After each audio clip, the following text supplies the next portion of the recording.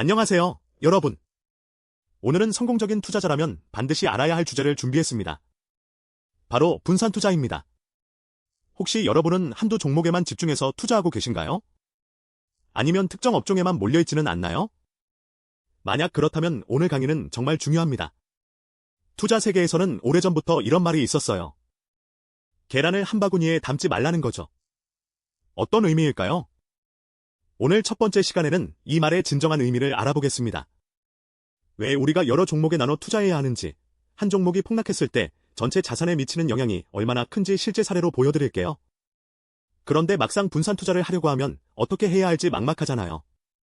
그래서 두 번째 시간에는 실전으로 들어갑니다. 업종별로는 어떻게 분산하고, 주식뿐 아니라 채권이나 현금 같은 다양한 자산으로는 어떻게 배분하는지 구체적인 방법을 알려드릴 거예요. 마지막으로 중요한 포인트인데요. 분산 투자도 완벽한 방법은 아닙니다. 분산 투자의 한계가 분명히 있거든요. 그리고 시간이 지나면서 각 자산의 비중이 흐트러지는데 이걸 어떻게 관리할지도 배우게 됩니다. 이걸 리밸런싱이라고 부르거든요. 자, 그럼 지금부터 분산 투자의 모든 것을 배워보시겠어요? 여러분, 투자에서 가장 자주 듣는 말 중 하나가 바로 계란을 한 바구니에 담지 말라는 표현입니다. 이게 정확히 무슨 뜻인지, 그리고 왜 이렇게 중요한지 함께 살펴보겠습니다. 상황을 구체적으로 상상해보세요. 여러분이 1,000만 원의 목돈을 마련했습니다. 이 돈을 어디에 투자할지 고민하고 있습니다. 첫 번째 방법은 한 종목, 예를 들어 특정 자동차 회사에 1,000만 원을 모두 투자하는 것입니다. 회사 실적이 좋아 보이고, 뉴스에서도 자주 보이고, 친구도 추천했으니까요. 2년 뒤 그 회사가 획기적인 신기술을 개발해서 주가가 200%로 올랐다고 해봅시다. 그럼 여러분의 자산은 3,000만 원이 되죠. 엄청난 수익입니다. 매력적입니다. 그런데 잠깐, 반대의 시나리오도 생각해봅시다. 만약 그 회사가 갑자기 대규모 리콜 사태에 휘말리거나 경영진 스캔들이 터지거나 예상 밖의 악재를 맞는다면 어떨까요? 주가가 60%, 아니 70%까지 떨어질 수 있습니다. 여러분의 1,000만 원은 300만 원으로 줄어듭니다. 더 심한 경우 90% 이상 떨어지는 사례도 실제로 있었습니다. 이것이 바로 계란을 한 바구니에 담은 위험한 상태입니다. 이번엔 다른 방법을 봅시다. 같은 1,000만 원을 4가지 완전히 다른 영역에 250만 원씩 나눠 투자합니다. 첫 번째는 자동차 회사, 두 번째는 반도체 기업, 세 번째는 의약품 회사, 네 번째는 금융기관입니다. 각각 다른 산업군이니까요. 이렇게 분산했을 때 실제 시나리오를 보겠습니다. 자동차 회사가 예상 밖의 악재로 60% 떨어졌습니다. 250만 원이 100만 원이 돼버렸습니다. 정말 아픕니다. 그런데 그 시기에 반도체 기업은 수요 증가로 40% 올랐습니다. 250만 원이 350만 원이 됐습니다. 의약품 회사는 신약 허가로 20% 올라서 300만 원이 됐습니다. 금융기관은 기준금리 인상의 수혜로 안정적으로 15% 올라서 287.5만 원이 됐습니다. 전체 자산을 계산하면 100만 원 더하기 350만 원 더하기 300만 원 더하기 287.5만 원은 1037.5만 원입니다. 원금보다 37.5만 원이 늘었습니다. 자동차 회사에서 150만 원의 손실이 났는데도 전체적으로는 수익을 냈다는 게 핵심입니다. 비교가 극명합니다. 100% 집중 투자는 변동성이 극심합니다. 크게 벌 수도 있지만 크게 잃을 수도 있습니다. 반면 분산 투자는 한 종목의 손실을 다른 종목의 수익으로 상쇄합니다. 개별 종목의 급락으로 인한 치명적 손실을 막아주는 것이죠. 마치 비가 오면 우산을 쓰고 해가 나면 선글라스를 쓰는 것처럼 투자에서도 계절마다 날씨가 바뀌기 때문에 여러 개의 옷을 가져야 한다는 뜻입니다. 더 중요한 건 예측 불가능성입니다. 여러분이 아무리 똑똑하고 경험이 많아도 미래의 어떤 산업이 호황일지, 어떤 회사가 문제를 겪을지 완벽하게 예측할 수 없습니다. 2020년 코로나 팬데믹, 2022년 금리 급등, 지정학적 위기 같은 갑자기 닥치는 변수들이 있기 때문입니다. 심지어 전문가들도 자주 틀립니다. 그렇기 때문에 분산은 단순히 안전장치가 아니라 생존 전략입니다. 손실 회복의 수학도 중요합니다. 100만 원이 50만 원으로 떨어지면 다시 100만 원으로 돌아오려면 100% 수익률이 필요합니다. 50만 원을 100% 올리기는 엄청나게 어렵죠. 하지만 분산 투자에서 일부 손실이 발생하면 다른 자산의 적당한 수익으로도 충분히 회복할 수 있습니다. 이것이 장기 자산 증식의 핵심입니다. 역사적 데이터를 보면 집중 투자로 단기에 높은 수익률을 올린 사람보다 분산 투자로 꾸준히 자산을 불린 사람들이 장기적으로 훨씬 더 많은 부를 축적하는 경향이 있습니다. 좋습니다. 그렇다면 이제 실제로 어떻게 분산 투자를 하는지 구체적인 방법을 알아봅시다. 분산 투자는 크게 두 가지 방식으로 나뉩니다. 첫 번째는 업종별 분산이고 두 번째는 자산별 분산입니다. 이 두 가지를 적절히 조합하면 훨씬 안정적인 포트폴리오를 만들 수 있습니다. 먼저 업종별 분산부터 시작해 볼게요. 여러분이 1,000만 원을 가지고 있다고 가정해 봅시다. 만약 이 돈을 전부 반도체 관련 주식에만 투자한다면? 반도체 산업에 호황이 올 때는 큰 수익을 기대할 수 있지만 반도체 시장이 침체되면 여러분의 자산도 함께 떨어집니다. 실제로 2022년 반도체 산업이 위기에 빠졌을 때 반도체만 집중 투자한 투자자들은 평균 40% 이상의 손실을 봤습니다. 하지만 같은 1,000만 원을 반도체 200만 원, 제약, 바이오 200만 원, 금융보험 200만 원, 유통, 소비재 200만 원, 에너지 200만 원으로 나눠서 투자한다면 어떻게 될까요? 반도체가 약세일 때 제약업체가 강세를 보이고 금융주가 떨어질 때 소비재 주식이 오른다면 전체 포트폴리오의 변동성은 훨씬 작아집니다. 같은 기간의 분산 포트폴리오는 50% 정도의 손실에 그칠 수 있습니다.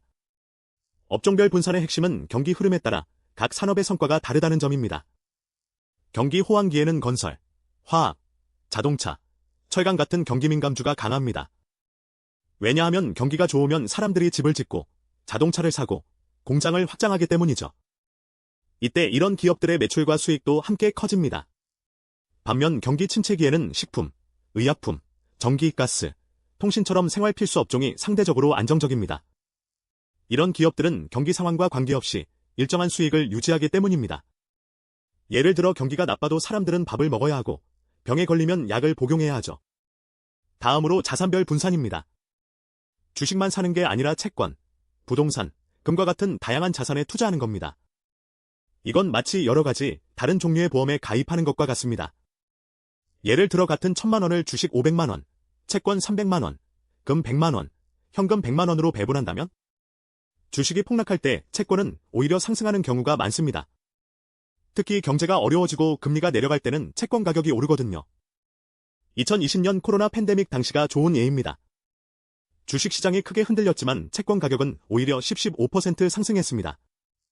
반대로 인플레이션이 심해지면 금 같은 실물 자산이 값어치를 지켜줍니다.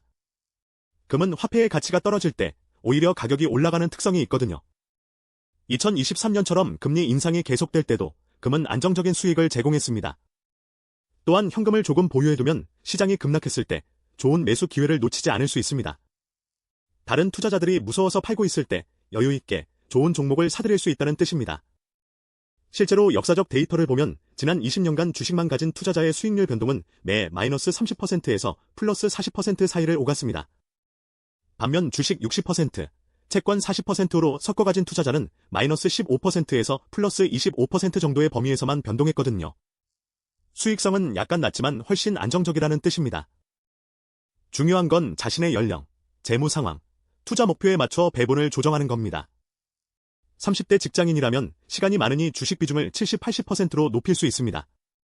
장기간 있을 약간의 변동성도 충분히 감당할 수 있기 때문이죠. 하지만 50대 은퇴 준비 시기라면 주식 40, 50%, 채권과 현금성 자산 50, 60%처럼 보수적으로 가져가는 게 좋습니다. 이렇게 자신에게 맞춘 배분을 찾는 것이 분산 투자의 첫 번째 단계입니다. 지금까지 우리가 배운 업종별, 자산별 분산 투자 방법들은 정말 강력한 도구입니다. 하지만 현실에서 투자를 해보면 곧 깨닫게 되는 게 있습니다. 분산 투자도 결국 한계가 있다는 거죠. 오늘은 그 한계가 뭔지, 그리고 그걸 극복하기 위한 리밸런싱이라는 기법을 함께 살펴보겠습니다. 먼저 분산 투자의 가장 큰 한계부터 말씀드리겠습니다. 바로 계획과 현실의 괴리입니다. 예를 들어보겠습니다. 여러분이 처음에 한국 주식 50%, 미국 주식 30%, 채권 20%로 나눠서 1,000만 원을 투자했다고 가정해봅시다. 그럼 500만 원, 300만 원, 200만 원씩 배분된 거죠. 그런데 1년이 지난 후 한국 주식시장은 엄청 잘 나가서 500만 원이 800만 원으로 불어났습니다. 반면 채권은 200만 원이 180만 원으로 줄었어요. 미국 주식은 변화 없이 300만 원으로 유지됐습니다. 그러면 이제 여러분의 포트폴리오는 어떻게 될까요? 총 자산은 1280만 원이 되었고 한국 주식이 800만 원이니까 약 62.5%, 미국 주식이 300만 원이니까 23.4%, 채권이 180만 원이니까 14.1%가 되는 겁니다. 처음 계획과 완전히 달라졌죠. 이게 왜 문제일까요? 왜냐하면 원래 여러분의 의도는 위험을 골고루 나눠 가지겠다는 거였는데 한국 주식의 비중이 자꾸만 높아지면서 리스크가 점점 커지기 때문입니다. 특히 한국 주식 시장이 좋을 때는 더 많은 수익을 얻지만 반대로 폭락할 때는 더 큰 손실을 입게 되는 거예요. 만약 한국 주식이 갑자기 20% 하락한다면 원래 계획대로라면 50%를 투자했을 때의 손실은 10%였을 텐데 지금은 62.5%를 투자했으니까 약 12.5%의 손실을 입게 되는 겁니다. 이렇게 되면 분산 투자의 가장 핵심적인 목적인 위험 분산이 무너지는 거랍니다. 이 문제를 해결하기 위해 나온 개념이 바로 리밸런싱입니다. 리밸런싱은 말 그대로 다시 균형을 맞춘다는 뜻입니다. 위의 예시에서 1년 뒤 한국 주식 800만 원 중 일부를 팔아서 채권을 더 사들이는 거죠. 한국 주식을 800만 원에서 640만 원으로 줄이고 미국 주식은 그대로 유지하고 채권을 180만 원에서 320만 원으로 늘리는 겁니다. 그래서 다시 원래 목표 비율인 50%, 30%, 20%로 돌려놓는 거죠. 그러면 처음 의도대로 위험을 골고루 나눠 가질 수 있게 되는 거고 이 상태에서 한국 주식이 20% 하락하면 손실은 정확히 계획대로 10%가 되는 거예요.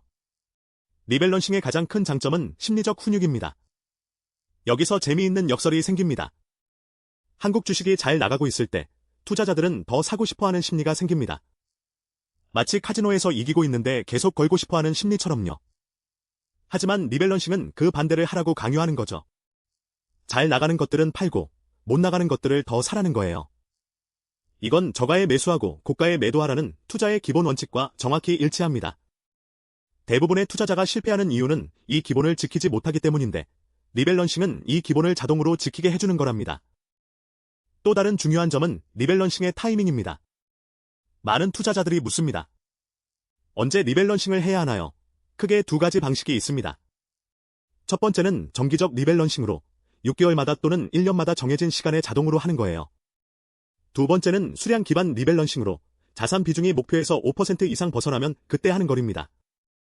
둘 다 효과가 있지만 초보 투자자에게는 정기적 리밸런싱이 훨씬 더 간단하고 실행하기 쉽습니다. 하지만 리밸런싱도 완벽한 해결책은 아닙니다. 수수료 문제가 생깁니다. 계속 매매를 반복하면서 발생하는 거래 수수료와 양도세가 누적될 수 있거든요. 한 번에 리밸런싱에서 여러 자산을 사고 팔면 수수료만 해도 0.2% 정도 발생할 수 있습니다. 그래서 장기 투자자, 특히 연간 수익률이 10% 미만인 투자자들은 1년에 1, 2번 정도만 리밸런싱하는 것을 권장합니다. 결국 분산 투자와 리밸런싱은 함께 움직이는 한 쌍의 전략이라고 보시면 됩니다. 분산 투자는 처음 계획을 세우는 것이고 리밸런싱은 그 계획을 지키는 훈련인 거죠. 오늘 강의를 정리해드리겠습니다. 먼저 계란을 한 바구니에 담지 않는 이유는 단순합니다. 한 종목이나 한 자산에 집중 투자하면 그것이 떨어질 때 포트폴리오 전체가 큰 타격을 입기 때문입니다. 분산 투자를 통해 개별 종목의 변동성을 완화하고 장기적으로 안정적인 수익을 추구할 수 있다는 것을 확인했습니다. 두 번째로 실제 분산 방법을 배웠습니다. 업종별로는 금융, 에너지, 헬스케어, 기술주 등 서로 다른 성격의 업종에 투자하고 자산별로는 주식뿐만 아니라 채권, 부동산, 현금성 자산까지 포함하는 것이 효과적입니다. 자신의 투자 기간과 위험 성향에 맞춰 비중을 조절하는 것이 핵심입니다. 마지막으로 분산 투자도 만능은 아니라는 점을 언급했습니다.